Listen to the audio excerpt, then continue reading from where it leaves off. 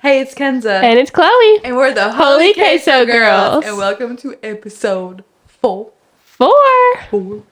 And we are talking about something really cool. We're going to be talking about one of the biggest questions humans have ever asked. Where did we come from? And why are we here? For real. Like, why are we here? So, we're going to be talking about creationism versus evolution. This is not going to be opinions. We're actually going to look at evidence. Because if you know me, I love evidence. You don't show me the evidence, there's going to be no information. So, as we've been going through the series, we're realizing that science doesn't cancel God, it confirms him. So, we're going to be looking into that. I wanted to start simple and kind of give like a basic definition of evolution. Yeah. So evolution is a theory that all living things originated from a single cell organism through random mutations and natural selection over billions of years. This worldview is taught in most schools as fact, not theory. And when I grew up, it was taught as absolute fact. We were not given anything else. It was like 100%. This happened. Let's move on. And I believed in evolution because it was the only thing I had. It was like, huh? It was really weird because we had like Islamic class, which is taught like in the Quran when you learn that God created the earth. But then next class we talked about evolution. It was just really weird. Anyway, but okay, so we're looking at the other one. So creationism is, on the other hand, says that all living things, including us, so humans, didn't come from random mutations and chance, that we were created by an intelligent designer who carefully designed us and the environment around us. So we're going to be looking at those two things. So as I said, there are two different worldviews. We have intelligent design and evolution. So I have a lot of sources, but one of the main ones is going to be Lee Strobel. Because his books are like the best if you have not read them. Like, honestly, even, like, he has different versions, like, kid version, teenage version, like, adult version. I started reading the kid version, and they're still, like, really good. Yeah. And then I read the teenage version, too. Like, it has so much information. It's so interesting. But, if you don't know about him, he was an atheist journalist, and he was very much against the Bible, very much against God. And he decided he wanted to disprove the Bible. And he did it because his wife became a Christian. Right. And he was like, I'm going to prove her wrong. I'm going to prove her wrong. And he couldn't. Like, after years of talking to people, scholars, professors, whatever, he learned that actually the evidence points towards the Bible and what it says there instead of otherwise. Yeah. Anyway, but I kind of want to do this episode, like, I want to dive into some of the main, like, backbone, like, evidence that are in evolution. I want to talk about that because it's so crazy. When you look at it, you'll see what I'm talking about. Okay. Also, another interesting thing is if you look up on Google, is evolution a fact?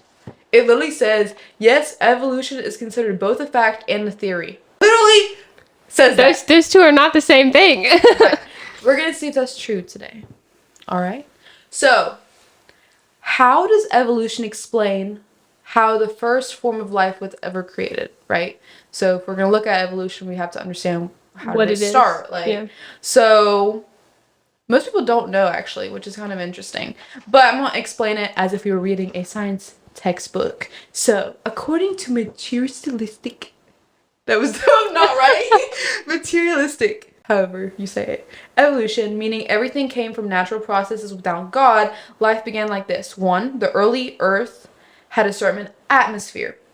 2, these gases got hit with lightning or energy. 3, that energy made simple chemicals stick together. 4, eventually those simple chemicals turned into amino acids. Amino acids are like tiny tiny Lego pieces that make proteins. Why is that important? Because proteins build cells, and cells build everything. So the idea was if amino acids can form naturally, so without God, life could form naturally.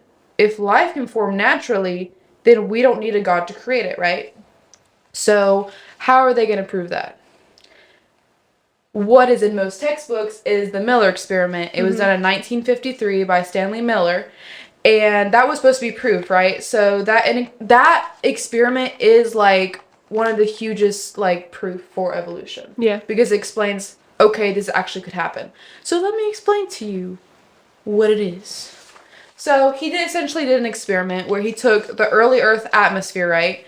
So this is like what Earth was like before there was any life on it. So he took it, so it was 1953. As we know, 1953 was kind of a long time ago, so the scientists like didn't have all the information they needed. But anyway, he took methane, ammonia, hydrogen, and water vapor, put it in a glass container, and started shooting lightning. And it actually started creating amino acids. And that was like, we did it. Boom. We created life without a god. Like, totally cool. Like, that was supposed to prove it, right? So everybody's like, well, there you go. It proves evolution. Well, no, it doesn't. Because in 1953, they did not have the accurate gases that were in the early Earth atmosphere. So we're going to fast forward to 1960. Where geochemists, which is people that study Earth's like chemical past, they realized that, hold up, that 1953's atmosphere in Miller's experiment, yeah, that wasn't early Earth's atmosphere at all. Because I figured, like, scientifically, like, hydrogen is really light, Earth's gravity is too weak to hold on to it, meaning that hydrogen would have floated off into space. So that means that what Miller used before wasn't correct. So what would it actually be? So they discovered that it'd be carbon dioxide, nitrogen, and water vapor. Not methane, not ammonia, and definitely not hydrogen. Oof. So here's a crazy thing. Miller did the experiment again. He did it. And guess how many amino acids he got? 0. Not even close. And I'm telling you, scientist after scientist after scientist did this experiment in so many different ways, and they could not do it. But that experiment in 1953 is in every single textbook proving evolution. When atheist scientists and Miller himself didn't do it right. Oof. So that is huge. Like, it's all a lie. So the fact that, like, you can't even explain how life started in that worldview, right? Okay, so the 1953 experiment worked, right? But it actually didn't, because here's the thing. Even if those amino acid form, like the amino acid form, right? But those amino acids cannot create a cell. Yeah. Because even if you, like the scientist said this, and it's essentially a quote, but if you get like a sterile test tube and you put every single thing that a cell would need, if you put a cell in there, and like leak out its insides in there, whatever. It's like it's a perfect environment for a cell to form. It still will not form without somebody putting it together. Yeah. Which is crazy. Because amino acids could form, but it's literally impossible for it to create a cell, which is the living block of all life. So even if people are like, oh, well, the other one worked, it didn't. Okay, it didn't. All right. So that's the Miller experiment. Anyway, we're going to go into another huge thing that evolution is based on, which we all know. It is the tree of evolution. You've seen it. There's gonna be a picture pop up. It's Darwin's tree. If you don't know who Darwin is, he's essentially the guy who invented evolution. Yeah, he kind of created the theory. Yeah, he created the theory because he was like going off and looking at species. He traveled the world and essentially said, oh, he literally wrote down, I think all species came from a single common ancestor. And honestly, back then, that's not a bad, like, idea. It's a theory. There's nothing wrong with a theory, but the fact to make it a fact is wrong if it's just a theory. But anyway, that's a different thing. So why this is important is because if Darwin's tree is right, then the Bible's history can't be right. Because the Bible says that God created the earth and, like, he created all species at once. And it says according to its kind. So each kind had its own, like each species was created by itself. So either evolution's history is true or the Bible's history is true. So we'll go into which one we think. This is so cool too when I studied this. So as we know, DNA is very common now. Yeah. And so scientists now are comparing DNA with species to see if evolution was even possible with them. They're comparing genes and all the things that scientists do, right?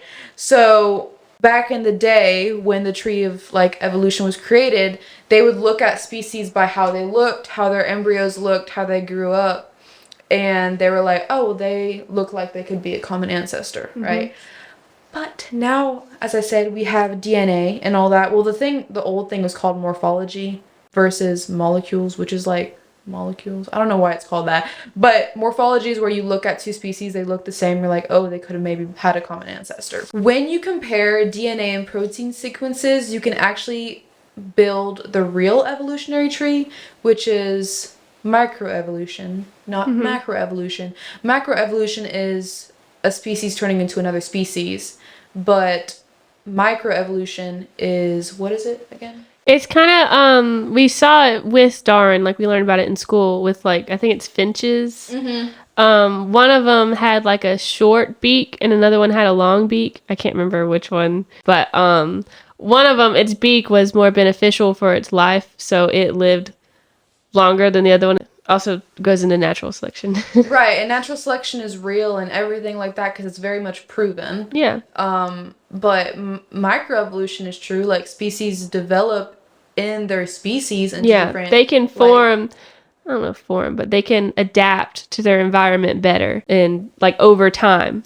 Right, but as I said, like a mouse isn't gonna turn into a whale. Yeah. Like, or a whale isn't gonna turn into like a lizard or something just because their embryo looks similar-ish. Anyway, so when they looked at the molecules and stuff, the DNA branches contradicted the evolutionary tree of life, which honestly like kind of makes sense because it was made so a long time ago, which is like, okay, cool. Now we're moving on. But that is huge too because that is in textbooks as fact. Yeah. Which is so crazy to me that it's been proven to be wrong. Yeah. And it's still in textbooks. But, as I said, it happened across the entire tree. So, like animals, amphibians, like nothing lines up, not even a single lineage. Not a single lineage. Most of them were 99% different. Which is like essentially 100% different. But what that means is that if scientists can't agree on the evolutionary relationship between creatures that are supposedly closely related, how could they even connect totally different creatures like fish to reptiles or reptiles to birds or apes to humans? So, as I said, the whole big tree collapses. There's no consistent story of how life evolved, no evidence for universal common ancestry, no clear evolutionary lineage anywhere, no objective, reliable evolutionary tree. If there are no evolutionary lineages, which is essentially the tree, Darwinian evolution, which is Darwin's evolution theory, didn't happen. If evolution didn't happen, then life must have been created, meaning there is a creator. Just logic. Yeah. At this point, looking at the evidence, this is not my opinion, it's literally just the evidence. Well, I am putting my opinion in a little bit. But it is evidence. Like, even Darwin himself at the end of his life wrote, like, in his diary that he wasn't really sure. Yeah. It was literally just, he multiple times says it's a theory, it's a theory, it's a theory. So it's really interesting to me, as I said, like, how it's become fact. But I think it's just because people don't want to believe that there's a God. So, as of now, we've seen that the Miller experiment didn't produce life. Darwin's tree of life doesn't have supporting branches. And the more you look at it, the more the naturalistic story, which is creationism, like, lines up. Okay, so no, those two things are there. Okay, so what about, like, fossils? Because if evolution was true, then we would see a lot of fossils of in-between creatures. Because if species are, like, billions of years old and they're slowly developing into different species, we should see, like, especially, like, a great example is apes and humans. Like, we should see half ape, half human, right? We don't. And what we see is something called Cambrian explosion, which means that we just see a bunch of different species all at once. Yeah. Yeah, so we don't see the slow development of, like Darwin predicted. We see biological innovation appearing abruptly and fully formed. In a geological blink, we've seen dozens of complex animal body parts: eyes, limbs, nervous system, shells, muscle structures. And there's no clear ancestor between them, so no in-betweens. No half-formed eyes, no proto-limbs, no gradual morphing, which we would see if evolution was true. In one of Strobel's books, he said, instead of a branching tree of life, the fossil records look like a lawn. All these forms springing up at once. And again, that lines up with the Bible. Genesis 1:24-25, that says God created animals according to its kind. And also, like, as you can see in the Bible, it's like God created this species, or like this type of animal and this type of animal.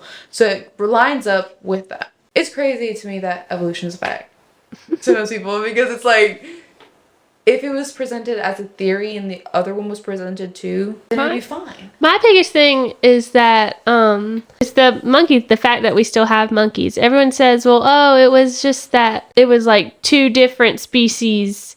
Like, one was like a monkey and one was like monkey-like, and we came from that one, and then the monkeys still lived on. But it doesn't make sense that we would still have normal monkeys, because if natural selection is real, then the monkeys would have died off and it would only be us. Like, it does not make sense. And also, like, in the branch, when you see the tree, there's many species that are still living today. Yeah. So that logic goes to itself as well. But we already talked about this a lot, but DNA, just gonna do a super quick, like, overview. Mm-hmm. DNA has so much, like, billions of information inside of it to each different person. That couldn't happen with evolution. Like, something that complex couldn't form like that. Like, we look at the fact for evolution to have been real, it had to create life from non-life. It's actually been studied so much, like that specific thing, because of evolution, that it's actually become a law that life only comes from life. Mm-hmm. The fact that that was created a law, that's crazy. And yet they still teach evolution, even though for evolution to happen, it has to be non-life to life. Like, that's so stupid. But that's why evolution's impossible, is because if it were true, it has to be that first life had to come from non-life. And they call it a phenomenon, they say abiogenesis, or spontaneous generation. But abiogenesis has long been acknowledged to be unprovable and impossible. Right, like in the Miller experiment. You can't do that. Yeah, but that's supposed to be the starting point of evolution. It's literally been proving that it is not real. It's crazy to me. It's just people just want to think that there's no God. Irreducible complexity. Okay, so we're going to be talking about cells. So essentially, like, think of it as a machine.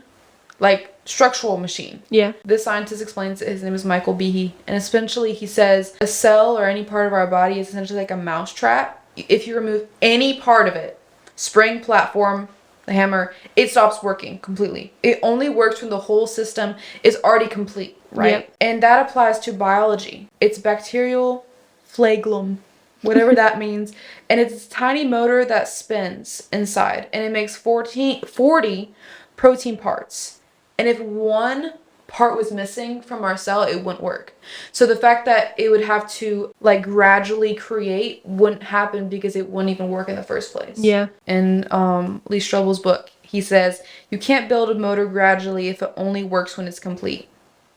And this is another really interesting thing that Strobel said in one of his books. He said, like, when he was an atheist and he became a Christian because of this evidence, and again, he became a Christian because of the evidence, not really because he had a, like, epiphany of Jesus. That's so funny too. Like, he literally started studying it because he was trying to disprove it. Right, and he did it. And the opposite happened. That's so funny. Yeah. And he said this, I love it. If I want to stay an atheist, I would have to believe that nothing produces everything, non-life produces life, randomness produces fine-tuning, chaos produces information, and unconsciousness produces consciousness. I simply did not have that much faith. It takes more faith to believe in evolution and other stuff than it actually takes to believe that there was an intelligent designer or creator behind everything. Yeah. And honestly, how would you not want to believe that? Like, that makes your life feel so much fuller to know that you were made on purpose for a purpose. Like, you're put here for a reason. It's sad. And I really would love it if schools taught the other perspective, like the creationism perspective, even though they say, like, even if they bring it about as a theory, just having the other perspective of the story. Okay, so another cool thing, we talked about it in different episodes, but it's fine-tuning. It takes a lot of billions of different pieces to come together perfectly to create life in general. So we went into, like, microscopic things. Now we're gonna look into cosmic. Because if biology whispers design, physics shouts it. Ooh. Strobel interviewed physicist Robin Collins, who explained the laws of physics like this. If gravity or the strong nuclear force were changed by 1 part in a trillion, Big number. life would be impossible. Trillion. That is a huge number. 1 part in a trillion. Lord. So, if the force holding atoms together was even slightly stronger or weaker, atoms wouldn't exist, stars Yep. wouldn't burn, planets couldn't form, None of life us would wouldn't be here. impossible. And that's just one constant. It's dozens of them. But if you change any of these, Life would not happen. we would all collapse on ourselves, or we would burn, or we would freeze. Yep. Like it wouldn't work. Speed of light, mass of an electron, strength of gravity, expansion rate of the universe. If even one shifted, we wouldn't be here. This is what scientists call the anthropic principle. The idea that the universe looks suspiciously tailored for human life. But Isaiah 45:18 said thousands of years ago, God did not create the earth to be empty, but formed it to be inhabited. Physics is simply catching up to scripture. It's pretty good. Okay, this is another topic that I love, is the Big Bang. All right? The Big Bang. A lot of people think that Big Bang conflicts with Christianity. Funny enough, it actually supports it. Because before the 20th century, most scientists believed that the universe was eternal. No beginning, no creation, no God needed. Then, scientists discovered that galaxies are racing away from us. That means the universe was expanding, right? Which means it had a starting point. A moment when time began, space began, matter began. William Lane Craig, who's a very famous, apologetic guy. Anyway, he said that anything that begins has a cause.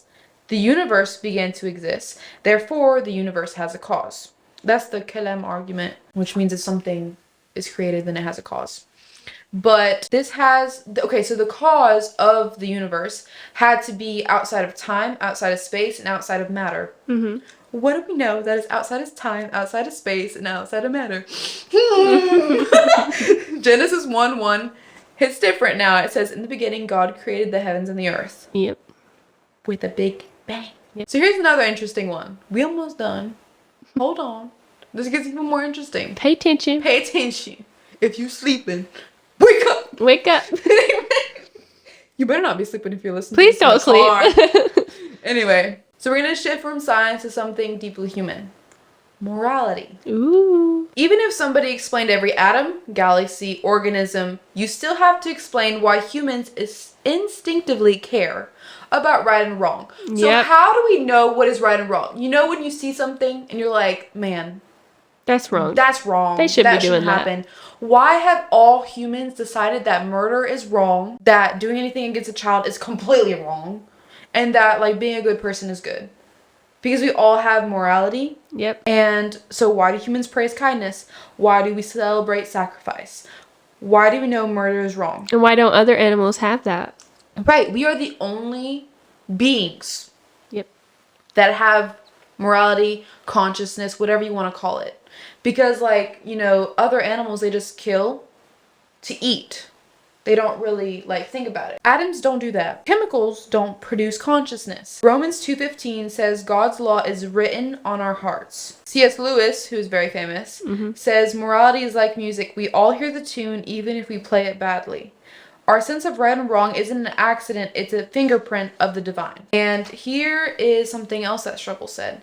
You don't have to choose between faith and science. Truth cannot contradict truth. If God created the world, then studying the world will always lead back to him, which is what he did, which is why he became a Christian. Amen. Christianity isn't a leap into the dark, it's a step into the light based on evidence. Yep. Romans 1:20 says, creation testifies to God's invisible qualities, meaning your curiosity is worship, your mind is a part of his design. The more we learn about creation, the more we understand the creator. So, if you put everything together about what I've said or what we've said, the failure of the Miller experiment, the collapse of Darwin's tree, the fossil record's sudden complexity, the digital language of DNA, the machines inside our cells, the fine-tuning of the cosmos, the beginning of space, the moral law written in our hearts, it all forms one breathtaking message. Design implies a designer. Darwin explained adaptation, but never the origin of life. Chemistry can describe atoms but not information. Physics can measure forces but not a purpose. Strobel began as an atheist hunting for doubt and instead found an overwhelming design. He wrote, "Faith and science are not at war. When interrupted correctly, they support each other beautifully." So as you go in your week, whether you're looking into the sky or just breathing in and out, remember this. The God who tuned the universe also wrote your DNA. Ooh. You're not an accident. You're intentional. And you are evidence that there is a creator. We all have a purpose in this life. Yep. And we are not like, we did not come from apes. We all have a specific purpose that God has put into your heart. And that is so beautiful. And it is so beautiful. The fact that we are all so individually created and special for a specific purpose. That's all I have to say about that. Well, that is episode 4. If y'all have any questions or comments, like we would love questions. Like if y'all have any questions, we love questions. Anything, questions. like, or if you have anything that you don't think we said right, or literally anything, just let us know, and we will talk about it in a future episode. Yep. Also, if you have anything that you want us to talk about, that for future episodes, please put them in the comments. Yes. All right. Anyway, we will see y'all in the next one. Bye. Bye.